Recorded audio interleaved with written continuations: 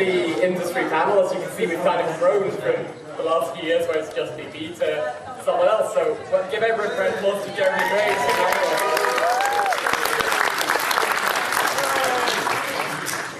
So, do you want to give a brief explanation of what you do as well, briefly? For those unaware, first of all, I'm Jeremy Graves. I am the community liaison for Manga Entertainment, so I'm the one primarily running the Twitter and Facebook until Jerome hijacks it for a few minutes. So if ever you see the letters JG at the end of a tweet or a Facebook post, that's me. That is literally me, and so I am the conduit between you and Manga HQ. And I produce the podcast, make some video content, come to places like these because I love coming to conventions. I speak to you, the people, and tell Manga HQ what they should license or what they shouldn't license, depending on how kind you want to be. And if you've got any questions, you can throw your vitriol at me, but be warned I am a 6'8" giant. I'm going to use that excuse as well. If you'll stand in for me as well here.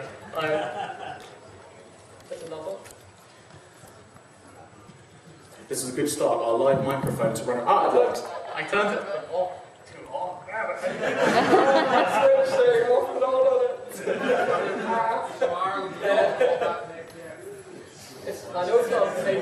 Well, while they're figuring that out, the way this is going to work is it's literally going to be a Q&A. Yeah. We've got sort of top of the hour, so throw whatever questions you want at us, and we will do our best to answer them. Briefly as well, for anyone who doesn't know already, I'm Andrew Partridge, the current president of Anime Limited. Who knows what will happen in the future there?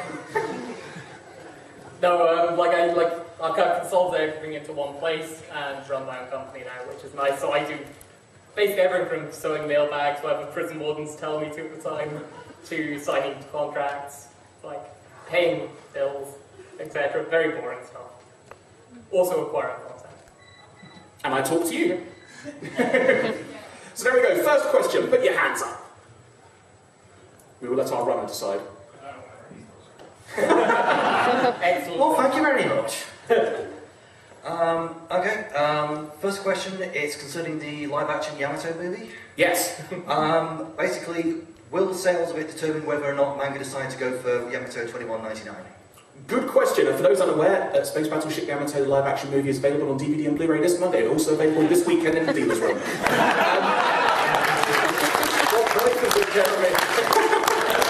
No comment.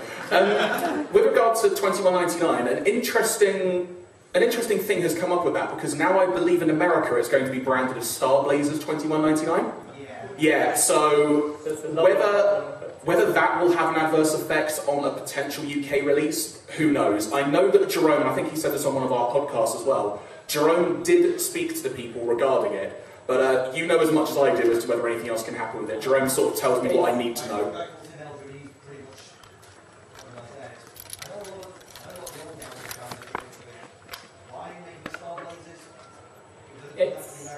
It's a committee-based decision. The issue is actually, ironically, nobody wants to sell it just now. Like, ironically enough, there's plenty of people interested in buying it, but as in on a business level, like a licensing level, just no one's willing to sell it just now. There's a lot of the Star Blazers changeover is a part of that process, but it's ongoing. It's not that nobody wants it just now, but I don't think sales of anything are going to influence whether it's bought or not yet for release in the West. But that said, if the live-action movie did sell like hotcakes, it would demonstrate that there is a demand for it in the UK. Yeah. And it's the perfect way to demonstrate that fact. And it's available in the dealer's room today, I believe. Is that right, Jeremy? Correct. Often tomorrow, because dealing in live instead. This'll let me in. Cool, next question. Wait, that's all. Save me some left. Try to equal distribution. So to you and your science. On topic. Here's a question for Andrew. So far, you've brought 2 A-list anime directors over to be interviewed, show the circuit, and promote their products. Have you got any other anime directors in line to bring over to the UK? Yes. You didn't ask who, so that's not done. Oh, are we done? Yes. We're not done with the panel, but... Okay, this is probably a quick one, mostly for Andrew. When can we expect the full lineup for Scotland's anime to be announced? end of August, give or take. I've literally locked most of the stuff in just now. There's one or two I'm still waiting on little things like key arts and copyright lines for. Who the hell would want to go to Scotland? Dave, I'm not even going to raise to that. Thanks. In the previous panel, Matt Mercer mentioned that anime is not as profitable as it once was. I was wondering if you could tell me why, in your opinion, that is, and what your, of course you have a master plan, what your master plan is to overcome this problem in the future. It's still profitable. God, it's still profitable. Was it ever profitable is the question? Yes. Well, in the West, though. Hey, we ran enough, you know the history. What, ATV went bankrupt? It's true. But no, like, profits is one thing, just, if there's endless reasons, it depends on what you look at. You could look at the output of content, for example, changing its focus towards Japan-centric, for example. There's far less titles like Hellsing coming out. You know, Attack on Titan is the only one in the recent years which has really hit out like that, to be honest. I mean, everything else, you know, even things like Ghost in the Shell, when they research just are OVAs. Like, so the only strategy to survive there is to pick more selectively what you're picking up and be willing to say no a lot more often, basically. More aggressive marketing. It's not even more aggressive marketing even, it's a case of like, the trouble is, the content which is chaff now, effectively, still has some value in the marketplace, but it requires a different kind of business model to operate it. You need to be basically giving it to someone in the West, who then runs a strategy digitally to build some revenue in, and then the most popular folks get a home video title. But the trouble is, to get to that stage, it requires a big shift in how Japan does things, because right now Japan's model is quite logical. I mean, if I were them, I would do the same thing, which is minimum risk, most income, no real commitment. Until they change that to like some adversity, like to risk some acceptance that it could go wrong, and give a chance to it, then just got to be more selective. Another thing as well, which I'll add this from my own personal perspective as opposed to manga, just in case I say something bad.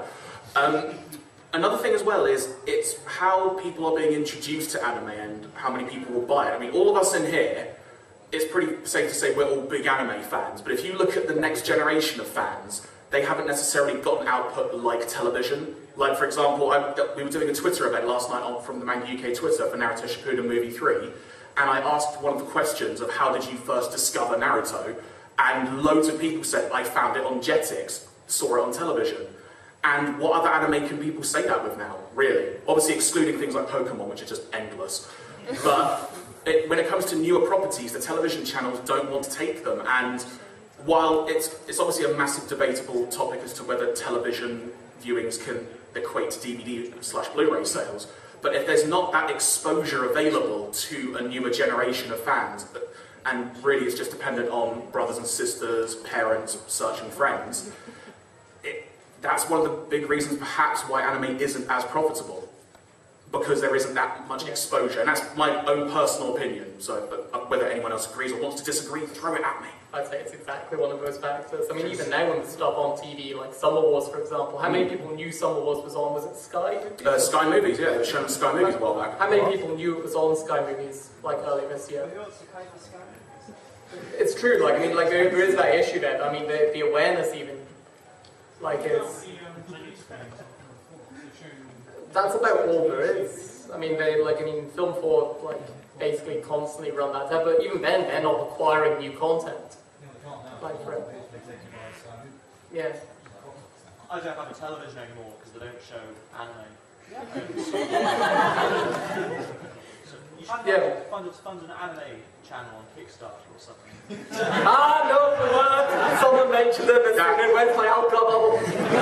Kickstarter. No. Not today. I did actually have a BBC magazine, children's magazine, that I was going to start pulling Rasta Mouse stickers out and giving people every so often, but they're actually so cool I've kept them for myself. Sorry about that, guys. And actually, another point, speaking about television, is also as well that television channels don't want to take anime at the moment, which, you know, if they'd be willing to take one thing, funny enough, I was having a discussion about this a few minutes ago with a few people, and I was saying that Tiger and Bunny, in my opinion, is one of the best series that could potentially be marketed to a wide audience, because it's got superheroes. And look at what all the massive films are at the moment. Batman, Avengers, the Marvel properties, X-Men coming out soon, Wolverine's just come out. Superheroes are so massive, and it's one of those shows that, again, personally, I think could translate to a new generation and get them in. But no one wants to take it, so there you go.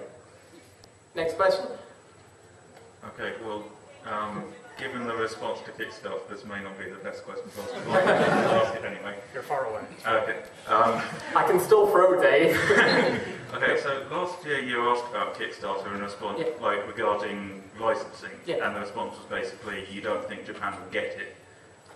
Since then we've had Little Witch Academia, Kick Heart, and most relevantly the Time of Eve. Has any of that changed your opinion on using Kickstarter as a licensing platform? And also, do you think there's regarding the Time of Eve, there's a slight danger of Japan sort of going directly to the Western fans and just bypassing you entirely? Well, they didn't. I can't say anything on grounds of NDA, I'm pretty sure, as a result of the agreement there, but they didn't bypass me. That's for sure. So, I don't know, I think the market is changing. Little Witch Academia is an interesting point, because it's again, how many people saw that the event in Tokyo next week is cancelled, for example. The interesting point behind that is, actually, it doesn't mean it's not popular in Japan, it was just poorly advertised at the time. I don't know, I think Kickstarter is an interesting model for certain films, and actually, Anime Limited is looking at one particular title just now, but the requirements for it are so specific. You need UK and USA. UK only is a no-go, basically. The amount, if you look at every UK-based Kickstarter, the amount needed would not match the amount you would make back. You certainly couldn't dub a show based on that. The second requirement is you have to actually have licensed the title and have an agreement with the licensing parties ahead that you're going to do this. Okay, so you needed a good background to set up the reason. That's why Japan tends to do it themselves, because they don't need you. They just have to go one trip to the committee and go, we're going to do it ourselves. How Kickstarter, all right then. If I can add to that, just before we carry on, wasn't there a case that a Kickstarter wanted to translate a manga, but they didn't actually have the rights to it? Yeah, something along those lines, and I know there was a massive hurdle there. It was one of the Tezuka ones, I think, again. And it's definitely a case of, I think it's shifting in some companies' eyes there, especially the ones who want more autonomy. In the case of Little Witch Academia, it was just a case of they couldn't fit in a full TV series, so they couldn't go the committee road, and no one wanted to really fund, I suspect, one more OVA. So what they did was kind of fitted it in before Kill the Kill. That's why they can't expand it any further as well, because they have a full TV series on commission from October, which looks amazing, by the way. Has anyone heard of Kill the Kill yet?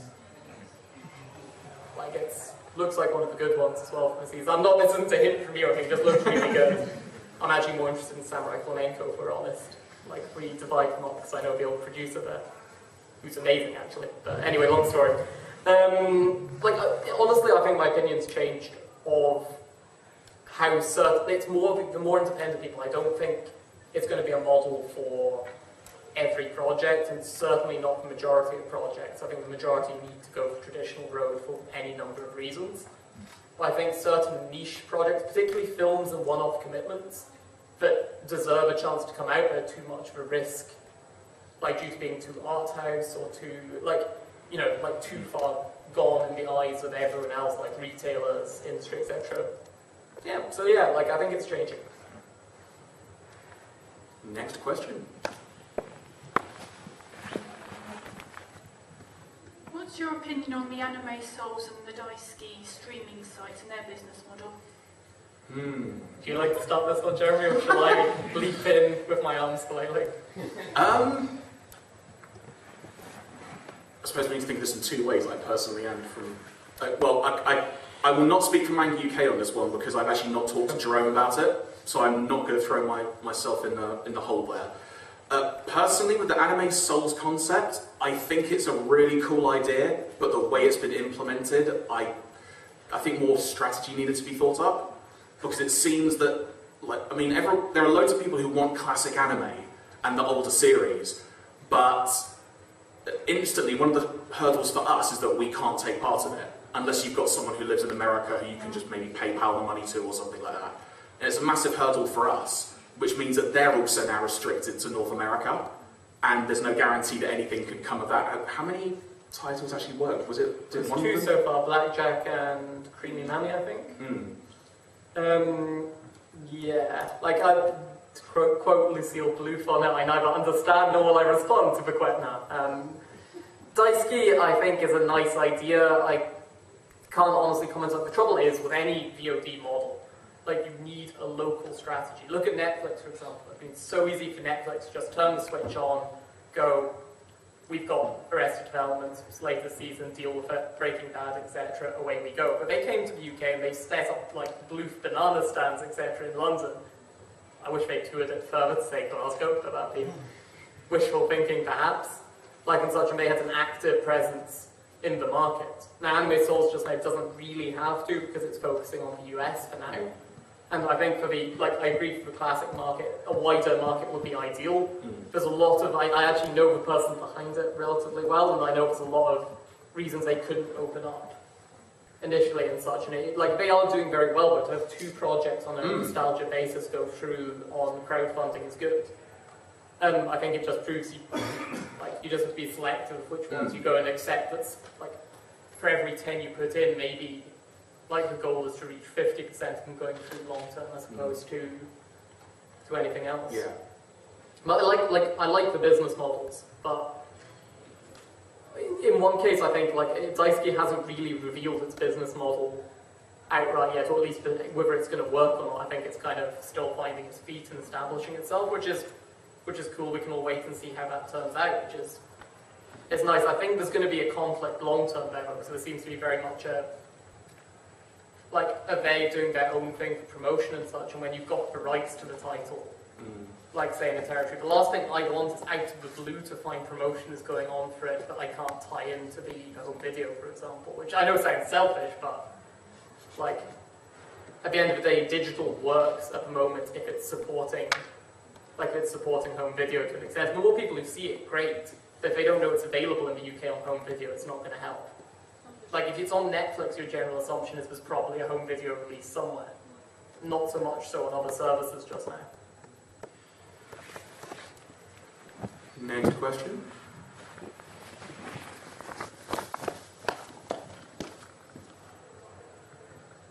Okay, long-winded question, probably giving you a very short answer. Okay.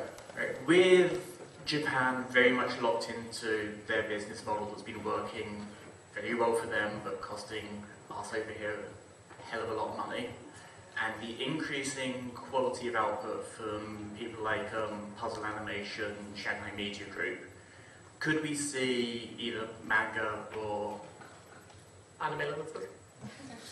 Good start. I'm sorry, you That's okay. change the company name every couple of weeks. So. You could just say Andrew. I mean, Andrew. Andrew in his box of DVDs. Yeah. Could we see you picking up titles from other Asian companies, not just Japan? I don't see why not. Like, it depends. I mean, it's almost a branding issue at that point. Like as long as you separate them out and make sure it's clear, then I don't see why not if it's interesting content. So we might possibly see Manpa UK launch as a subgroup for manga, if we can see some of the really cool Chinese stuff coming out over here, for example. I can't really answer that question, to be completely honest, but anything is possible. And manga has released, what was it called? Was it? No, actually, it wasn't manga, sorry, I don't think, but Sky Blue, was it? Was it Korean animation? Tartan, yeah, thank you, from Tartan. So, like, animation from other territories can make it to the UK. It's just all got to, the stars have got to align, is probably the best way to phrase it at the end of the day. Next question, if any. Oh wow, way at the top. Hello. Run. Run. Get someone over this slide at the back next, that'd be superb. At the previous Ayacon a couple of years ago, I believe it was brought up that some of the UK releases used masters from Australia. In fact, I recall the Blu-ray from Madoka Magica had an Australian anti-piracy advert on it. Here we go. Okay. It's sort of a two-sided question. What I'm curious about is how Australia's relationship is with some releases. For example, I've noticed a number of releases of series I've been absolutely crazy about. For instance, a complete collection of Cardcaptor Sakura, Nichijou, Denna Coil, Higurashi Kai, and just recently Kaiba. I'm hunting that down now. So how does their relationship with Japan work? In addition, how does your relationship with these Australian companies work in regards to obtaining these masters? Okay, let's see what I can answer this. To try and make this a fairly concise answer, if Australia can release a title, it would, for lack of a better way of putting it, it would increase the chance it may come over to the UK because they are also a PAL territory, whereas America and Japan are NTSC, and they're two different. If you're not familiar with them, wiki it, trust me, it's a whole host of topics. But if something comes out in Australia, it, in theory, could increase the chance of a UK release. And when it comes to using masters, or as it's phrased, and the Australian versions of things, it just helps cut down production costs, really. So it's being able to get access to their assets, as it were, and then having those on the UK release. So, for example, the UK collection of Hellsing, the original series, that is essentially the Australian output version, but in the UK. And it's just because it was a way to be able to get the title over here, but it wouldn't make a huge dent, and we could still bring it out. If I hope that makes sense and is a good way of phrasing it. The answer to the relationship part is it works the same way ours does with Japan. It's completely separate relationships. It's just if they pick up something, like we tend to look in on it as well, like vice versa. It's basically like we don't acquire the content from Australia, same as always. It's just a case of if they have it, it's cheaper. Sometimes anyway, it depends, because the cost of Blu-ray is still pretty high though. It's about 3 times, I think the last time I checked it was about 3 times the cost of DVD, depending on where you're doing it and how. Depends what scale, if you're doing a Blu-ray 50 or Blu-ray 25 as well, for capacity. So the more you can save, the better it is for everyone.